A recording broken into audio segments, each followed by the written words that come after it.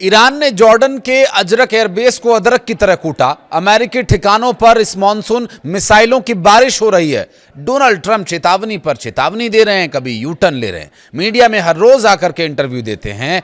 आज रात बहुत बड़ा हमला होगा, आज रात भीषण हमला होगा, आज रात सब खत्म कर देंगे और आज आखिरी रात होगी जब तक कोई बात करने नहीं आएगा। हमला इतना होगा कि बात करने के लिए कोई बचेगा ही नहीं। अगले हफ्ते से ईरान के पुलों और बिजली संयंत्रों को निशाना बनाया जाएगा यदि ईरान बातचीत के लिए तैयार नहीं हुआ तो। नमस्कार, मैं हूं आशीष त्रिपाठी आपके साथ। डोनाल्ड ट्रंप की रीति नीति वे ही जाने, लेकिन जो जानकारी सामने आ रही है उसके बारे में बात करेंगे। इस वीडियो के अंत तक बने रहिएगा। ईरान और अमेरिका और इजरायल के बीच क्या चल रहा है इसको पूरा ओवरऑल कवर करने की कोशिश करेंगे। स्ट्रेट ऑफ हॉर्मुज पर अमेरिका के राष्ट्रपति डोनाल्ड ट्रंप ने जो बड़ा ऐलान किया था उस पर उन्होंने यू टर्न क्यों लिया, इस पर भी बात करेंगे। दरअसल अमेरिका के राष्ट्रपति डोनाल्ड ट्रंप ने स्ट्रेट ऑफ हॉर्मुज से गुजरने वाले जहाजों पर 20% शुल्क लगाने के ऐलान पर यू टर्न ले लिया है। बल्कि अमेरिका में होने वाले निवेश को सुरक्षा लागत की भरपाई माना जाएगा, इसलिए ये यू टर्न लेकर के उन्होंने कहा कि इधर 20% नहीं लेंगे, हम इसे सुरक्षा मानकों की भरपाई माने। ईरान की इस्लामिक रेवोल्यूशनरी गार्ड कॉर्प्स यानी IRGC ने अमेरिका को कड़ी चेतावनी देते हुए कहा कि जब तक अमेरिकी हमले जारी रहेंगे तब तक क्षेत्र से तेल और गैस का निर्यात सामान्य नहीं होने दिया जाएगा। स्ट्रेट ऑफ हॉर्मुज पर इस वक्त ईरान का पूरा नियंत्रण है। IRGC ने कहा कि अमेरिका यदि सैन्य कार्रवाई नहीं रोकता है तो पूरे क्षेत्र की ऊर्जा आपूर्ति प्रभावित हो सकती है।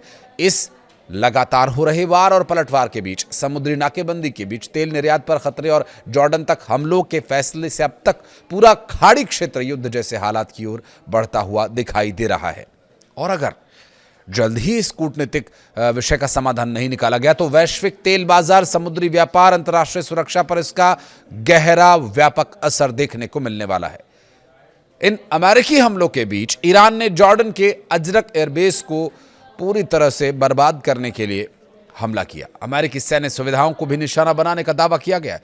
ईरानी मीडिया और अल जजीरा के मुताबिक इस हमले के दौरान कई मिसाइलें दागी गईं, जिन्हें रोकने के लिए जॉर्डन का एयर डिफेंस सिस्टम सक्रिय हो गया। ईरान के सबसे महत्वपूर्ण तेल निर्यात केंद्र खार्ग द्वीप को लेकर भी ट्रंप ने दावा किया कि अमेरिकी सेना वहां पहले से ही 2 से 3 बार हमला कर चुकी है।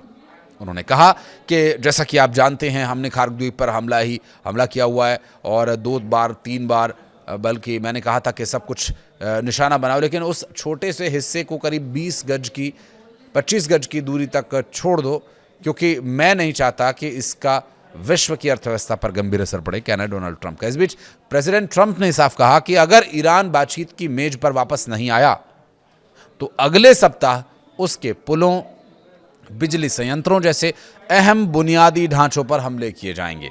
व्हाइट हाउस में पत्रकारों से बातचीत के दौरान ट्रंप ने कहा कि अगर अमेरिका इस वक्त पीछे हटता है तो ईरान अपनी सैन्य क्षमता दोबारा खड़ी करने में करीब 20 साल लगा देगा।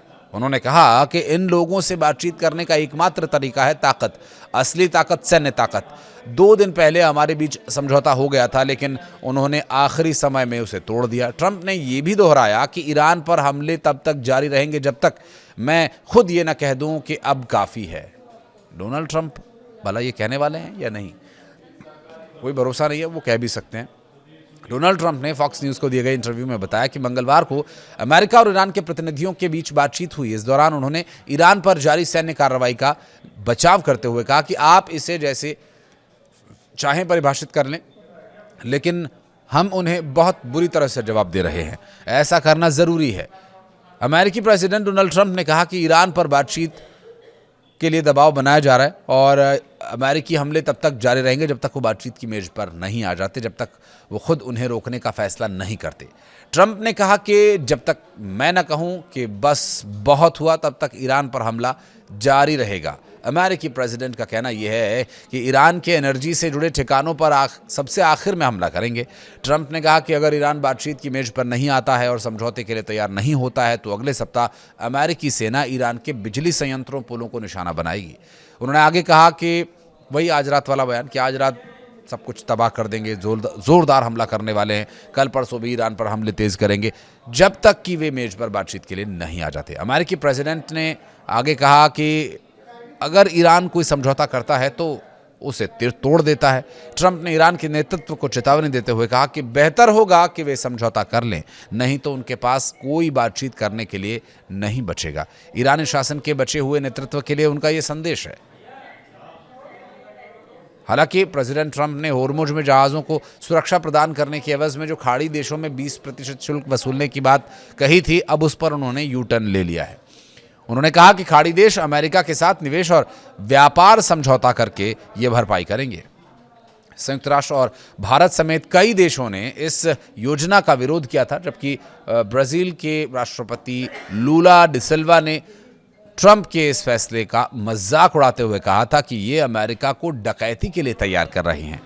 दरअसल सोमवार को केवल 10 जहाज़ों ने ही स्ट्रेट ऑफ होर्मुज को पार किया है, जहां से कि तेल और गैस की आपूर्ति होती है। लेकिन जिस तरह से भारी बमवर्षकों को एक तस्वीर के माध्यम से डोनाल्ड ट्रंप कभी पेश करते हैं, कभी डोनाल्ड ट्रंप वहां पर समुद्र में तैनात जहाज़ों पर हमले की AI जनरेटेड तस्वीरों को साझा करते हैं और एक तरह से दबाव बनाने का प्रयास ईरान पर रहता है। लेकिन ईरान की तरफ से स्पष्ट जानकारी जो दी गई है, जो दावा किया गया है, वो उन जगहों पर हमले का दावा किया गया है जो अमेरिका के लिए सामरिक दृष्टि से भी महत्वपूर्ण है, सुरक्षा के लिहाज से भी महत्वपूर्ण है। अमेरिका को देखिए इस वजह से ज़्यादा फर्क नहीं पड़ता क्योंकि अमेरिका के जो सीधे जो सिर्फ सैन्य ठिकानों तक ही ईरान की पहुंच हो पा रही है, जबकि ईरान देश पर ही हमले हो रहे हैं, उनके सैन्य ठिकाने कहीं और नहीं है। ये तो एक तरह से औपनिवेशिक उनका क्षेत्र है जो खाड़ी देशों में। अब इससे खाड़ी देशों को सीधी तकलीफ हो रही है। खाड़ी देश बार बार अमेरिका को ये बोल रहे हैं कि आप यार ये ख़त्म करो, आप ये इतना सब कुछ जो भी हो रहा है, इस हमले की वजह से, इस युद्ध की वजह से खाड़ी देशों में लगातार भय का आतंक का माहौल बना रहता है, क्योंकि ये खाड़ी देश अब तेल व्यापार में पूरी तरह से मशगूल रहते हैं। युद्ध या लड़ाई झगड़े, गोला बारूद से उनका बहुत ज़्यादा राब्ता होता नहीं है और वो रखना भी नहीं चाहते। उनका राब्ता है तेल, गैस, ईंधन की वो दुनिया भर में आपूर्ति करें और दुनिया भर की करेंसी अपने देश में लेकर आएँ।